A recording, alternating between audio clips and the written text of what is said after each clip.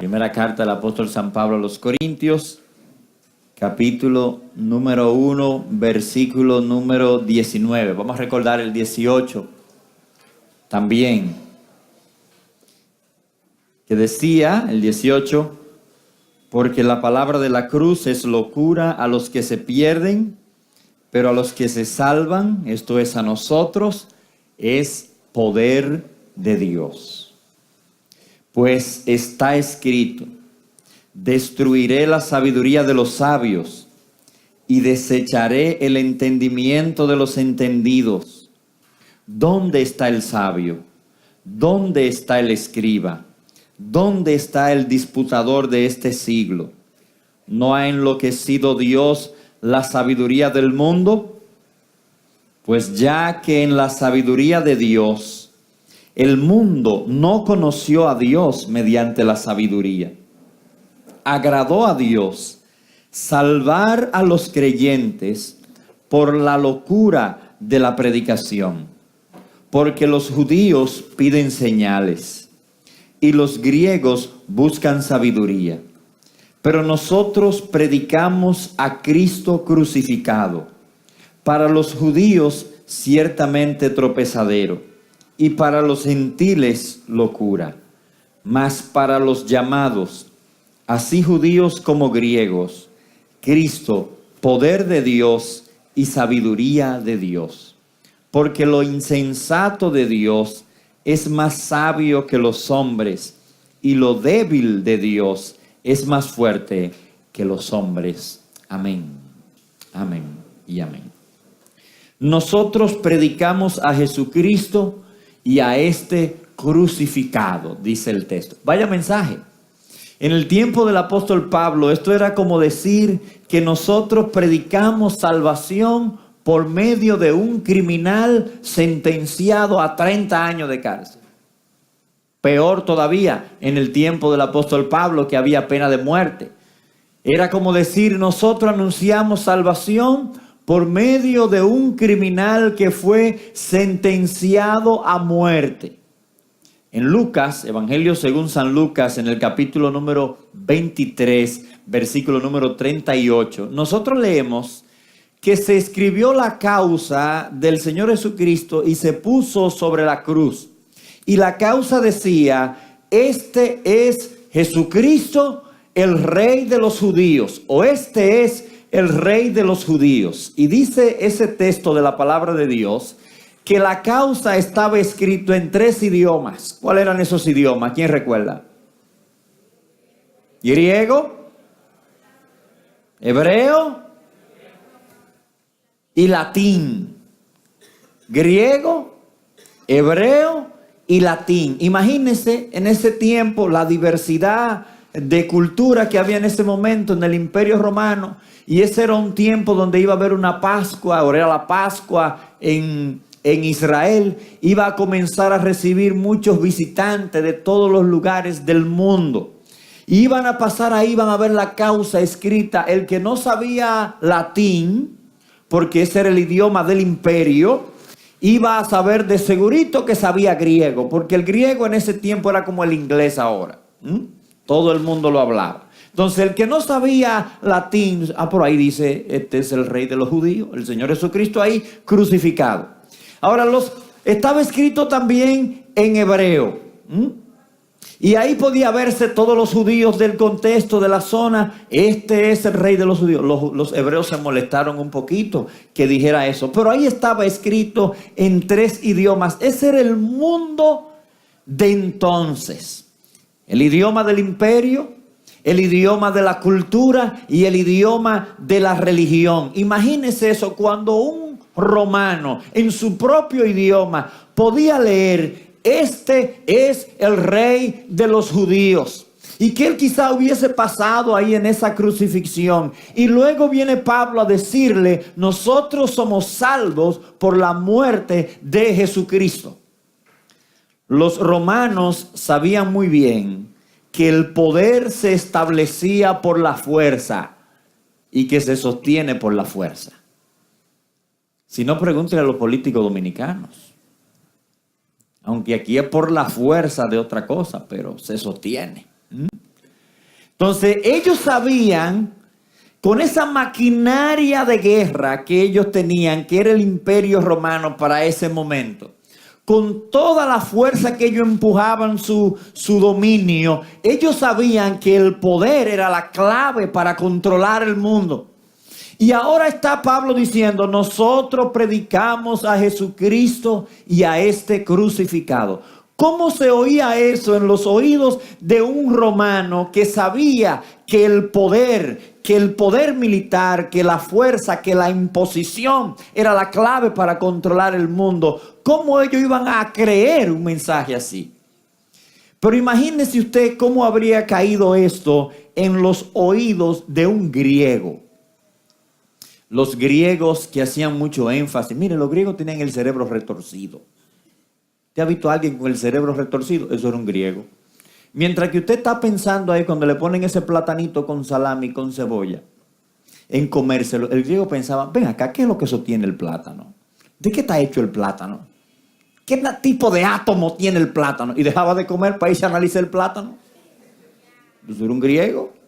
Sí, se ponían así. Y usted, mientras usted dice que tiene frío y salía que le dieron un chin de sol, el griego se ponía a pensar, pero acá, ¿qué es lo que aguanta el sol ahí arriba? Esto hay que investigarlo. Pero el griego era así. Y hay uno que se puso a medir el tamaño de la tierra. Imagínense, en ese tiempo, sin avionetas, sin nada. Y puso una vara ahí donde él vio que cuando el sol iba pasando, cuando la vara no dé la sombra, ahí que estamos parados donde está el sol, puso la vara y comenzó con un relojito de tiempo a medir cuando se fue moviendo la sombra y comenzó a calcular, dijo, ay, y casi dio con ella. Esos eran los griegos. Entonces usted llega y le dice entonces a estos griegos, con este mensaje, nosotros predicamos a Jesucristo y a este crucificado. Y entonces el griego se quedaba pensando, ¿y cómo una cruz puede salvarme a mí?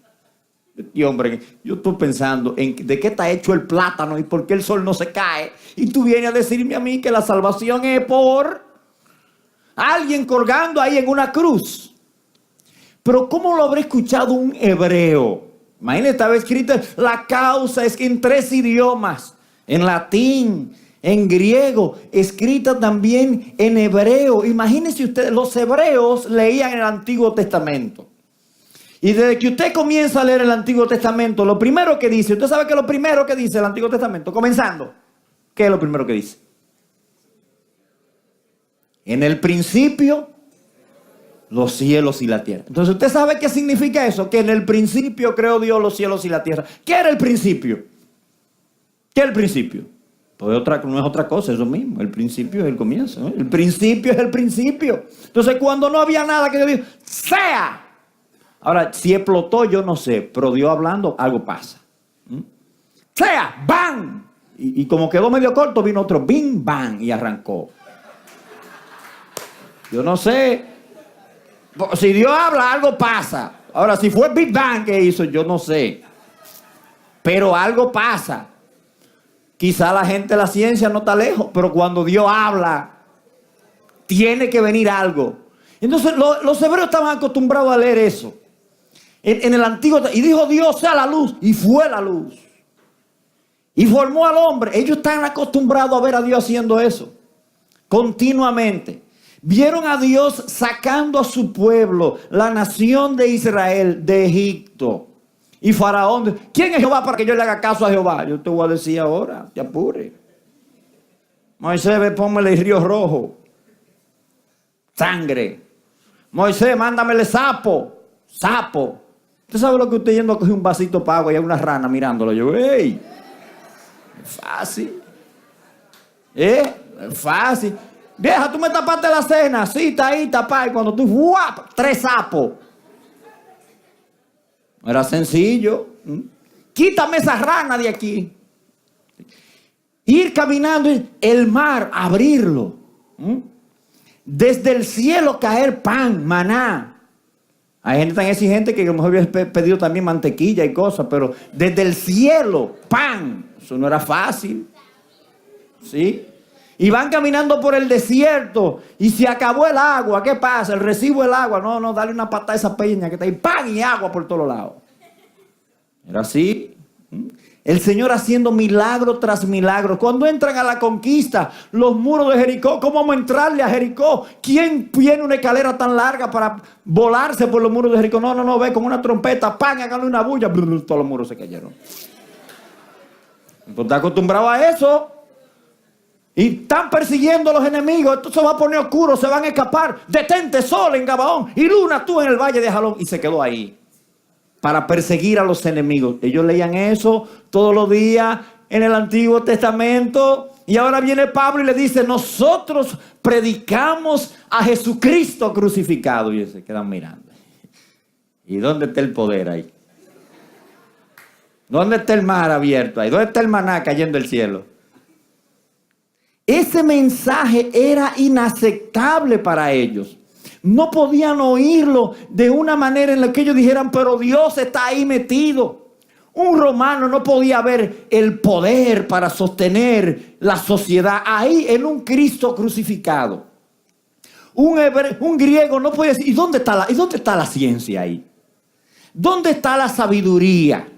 Y un judío se preguntaba, pero ven acá, ¿y dónde está la manifestación y el poder de Dios ahí? ¿Dónde está? Y eso es precisamente lo que Dios hace en el Evangelio, confundir lo que los hombres y las mujeres de nuestros días y de esos días también valoraban para elevar su manera de salvar, para elevar su Evangelio por encima de todos los valores humanos. Y el apóstol Pablo aquí nos está diciendo a nosotros, nuestro Dios se ha propuesto exaltar su nombre, elevar el nombre de su Hijo, elevar las verdades del Evangelio, rechazando todo lo que los hombres valoran, para que usted deje de mirar a usted mismo y de mirar a los hombres y comience a mirar a Dios. Y mire cómo dice este texto. ¿Por qué las cosas en este mundo que el hombre valora son ineficaces? Dice el texto, versículo número 19, que Dios había anunciado hace mucho tiempo en las Escrituras que Él iba a hacer algo con lo que los hombres valoran. Dice el texto, pues está escrito, destruiré la sabiduría de los sabios y desecharé el entendimiento de los entendidos. ¿Dónde está el sabio? ¿Dónde está el escriba? ¿Dónde está el disputador de este siglo? ¿No ha enloquecido Dios la sabiduría del mundo? Mire qué extraño. Hay un texto de la Biblia que dice que el principio de la sabiduría es el temor a Jehová. Entonces Dios rechaza esta sabiduría no por el hecho de ser sabiduría, porque Dios está de acuerdo con la sabiduría. Dios la rechaza por el hecho de ser mundana.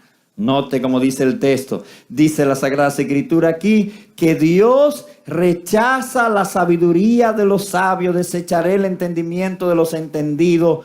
Y la pregunta final del versículo número 20, ¿no ha enloquecido Dios la sabiduría del mundo? Mire, en nuestros términos lo que Pablo está diciendo es, ¿dónde está la gente que establece tendencia en medio nuestro? Que dicen cómo deben ser las cosas. Lo que los jóvenes de nuestro día necesitan es raya. Lo que los padres de nuestros días necesitan es raya. Lo que las madres de nuestros días necesitan es rayita.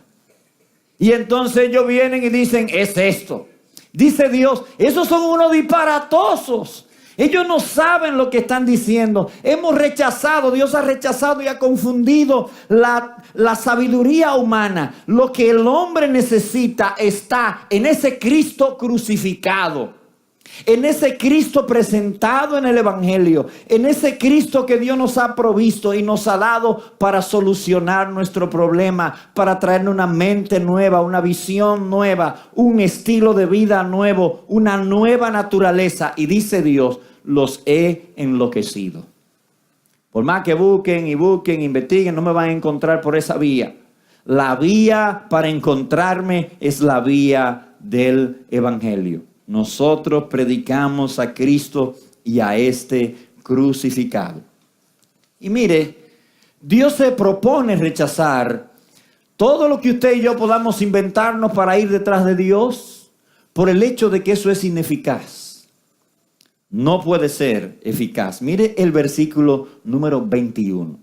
Lo que tienen su Biblia en papel y lo que tienen su Biblia en su celular. Versículo número 21. Dice, pues ya que en la sabiduría de Dios, o sea, Dios en su sabiduría. Mire, la sabiduría en Dios es un atributo, es una perfección en Dios. Usted y yo podemos hacer algunas cosas sabias, porque la sabiduría es algo que nosotros, como hemos sido creados a imagen de Dios, podemos también aprender y poner en práctica. Ahora, cuando nosotros hablamos que en Dios la sabiduría es una perfección, ¿qué es algo perfecto? Dice, usted no se va a parar y va a decir, mírelo aquí de ejemplo, ¿verdad? ¿Qué es algo perfecto? ¿Verdad? Usted sabe, cuando es algo perfecto, ¿qué pasa? ¿Verdad? No tiene defecto. No le falta nada, ¿verdad? Entonces, mire, Dios tiene sabiduría perfecta. Eso es que Dios sabe elegir siempre lo mejor. Siempre. Con el fin de obtener los propósitos más excelentes. O sea, Dios no se equivoca cuando Él hace una elección. Usted se puede equivocar. Usted cree que quizá de esa persona que usted está enamorado, que eso es el príncipe de Austria. Y no, ¿qué va? Después que usted pasa una semana con él, se da cuenta que no llega ni a Jebo. Usted creía que eso era lo último. Pero usted se puede equivocar usted en sus elecciones. Pero Dios no. Dios es absolutamente sabio. Dios puede tener una decisión y Él sabe todas las otras cosas pequeñas que van a pasar cuando Él toma esa decisión. Para lograr que esa decisión obtenga el objetivo que Él quiere. Eso es su sabiduría. En su sabiduría. Y dice el texto aquí, pues ya que en la sabiduría de Dios, o sea, Dios es Dios, en su sabiduría, dice el texto, el mundo no conoció a Dios mediante la sabiduría del mundo, agradó a Dios salvar a los creyentes por la locura de la predicación. Locura según se ve en el mundo. Dice él, Dios le agradó en su sabiduría salvar a los hombres por la locura de la predicación. ¿Y cuál es el contenido de esa predicación? Es el evangelio, la persona de Jesucristo, la obra de Cristo, que Dios nos salva por medio del Señor Jesucristo. Y a través de esto, Dios ha querido traerte salvación. Mire, usted puede salir caminando de aquí para Higüey con una piedra en la cabeza, de rodilla, y usted puede llegar allá hasta la basílica y Dios no lo salva por eso. Usted puede comprometerse de aquí en adelante a compartir su desayuno y su merienda en la escuela con el muchachito que no tiene y Dios no lo salva por eso. Y eso está bien, Si usted va a hacer eso, vaya y compártalo. Ojalá que sea un comelón también, lo coma con todo y lo dé usted con hambre. Yo estoy ayunando para salvarme, para obtener el cielo. Yo como cuando llegue a la casa. Usted no se va a salvar por eso. Dice la palabra de Dios aquí, Dios salva porque las personas oyen la predicación del evangelio. ¿De cuál evangelio? De Jesucristo y este crucificado por tu pecado, por mi pecado, para llevarnos a Dios, que resucitó de entre los muertos para darnos una vida nueva. Ese es el mensaje que salva, el mensaje del evangelio. No hay otra manera, porque Dios en su sabiduría dijo, esta es la única manera para obtener la salvación. Y note aquí también cómo Dios, a través de la predicación del evangelio, confunde a los hombres en esos intereses inmediatos que el ser humano tiene. Mire cómo dice el versículo número 22. Dice, porque los judíos piden señales y los griegos buscan sabiduría. Mire, eso es en el tiempo del apóstol Pablo, predicando en su sociedad, a esa sociedad que estaba compuesta de griegos, romanos, de judíos. Y dice, los judíos buscan señales porque ven, cuando leen el Antiguo Testamento, lo que ven es una manada de obras que Dios siempre vivía haciendo, obras extraordinarias. Y entonces ahora viene Pablo y le dice, la salvación, el Mesías, es esa persona entregada en la cruz. Esta es la buena nueva, este es el evangelio. Yo no creen eso. Es más, nosotros fuimos que lo rechazamos, es más, nosotros fuimos que pedimos que lo crucificaran. Imagínense, quizá el Señor, había gente ahí hasta que comió de los panes que Él multiplicó y después fueron a decir, sí, hombre, crucifícalo, porque el pan hasta ni bueno estaba. ¿Sí? Quizá un cojo, qué sé yo, sano y otro ciego. Sí, crucifícalo, porque no ha decepcionado, no es un Mesías que no promete, que no da botella, que no da nada. Crucifícalo. Y dice Pablo ahí, los judíos andan buscando unas señales, pero la señal más grande es este mismo Mesías entregado en la cruz del Calvario para traer salvación. Ahora hoy día nuestra sociedad, nosotros nos llenamos los ojos porque hay que hacer una encuesta a ver cuál es el reggaetonero que tiene más cuarto. Sí, entonces ahí está, esos son los titulares. Porque tener dinero es el gran valor. Y los pastores que andan a pie o en carro viejo, esos no son pastores nada. Y los que anden por ahí, que no se anden, hagan ricos rápido, eso tampoco van para ningún lado. Es tener dinero, no importa cómo. Esa es la visión de nuestros días. Y ese dinero es el Dios que sostiene entonces el estilo de vida que yo voy a comenzar después que tenga dinero. Porque no es dinero para guardarlo. No, es para yo sostener un estilo de vida basado en mis pasiones y en mis deleites. El otro día estaba viendo ahí un señor que se sacó un paquete cuarto en los Estados Unidos y contrató a algunas amigas y se fueron por ahí fiesta y mañana gallo. Las amigas, cuando él despertó, no le habían dejado $1, como dice una doña por allá. $1, le robaron todo el dinero y patica para que te tengo. El hombre con la mano en la cabeza. Bueno, pues para eso era que él entendía que él quería. Esa es la sociedad de nuestros días, una sociedad basada en mis deleites, en mí. Eso es lo que busco. ¿Para qué sirve este mensaje si esto no me va a ayudar para yo vivir para mí? ¿Para qué sirve este mensaje si esto no me va a ayudar para yo vivir para este mundo, para este instante? Como dice también una canción por ahí, a beber que el mundo se va a acabar. Debería ser al revés, busca a Dios, sí, porque el mundo se va a acabar, o a beber porque me voy a morir o algo así. Sí, busca a Dios porque te va a morir, precisamente por eso, porque un día tú vas a ver a Dios cara a cara. El otro día se murió este científico que era ateo, gracias a Dios. Sí, ¿cómo que se llama? Stephen Hawking, ¿verdad? Stephen Hawking sí se murió. ¿Se murió? Yo sabía que él se iba a morir. No sabía cuándo. Y entonces, ¿y ahora? ¿Y ahora de qué le sirve su ateísmo? Ahora descubrir que no, que él estaba equivocado, que Dios sí existe. De ese lado, como alguien dijo, el infierno es la verdad descubierta muy tarde. Y los judíos, y nosotros que vivir para nosotros. Y este mensaje de la cruz te dice, no, tú tienes que comenzar a vivir para Dios. Tú tienes que comenzar a entender que Cristo vino para librarte de ti mismo. Para librarte de tu corazón perverso, para librarte de tu pecado, para librarte de la condenación que eso trae. Nosotros predicamos a Cristo y a este crucificado. Ahora, tú debes creer este mensaje, porque Dios te ha propuesto rechazar todo lo que los hombres tienen como valor, por el hecho de que Dios ha traído, tiene una eficacia en este evangelio que tiene que ver con su poder, con lo que Él hace.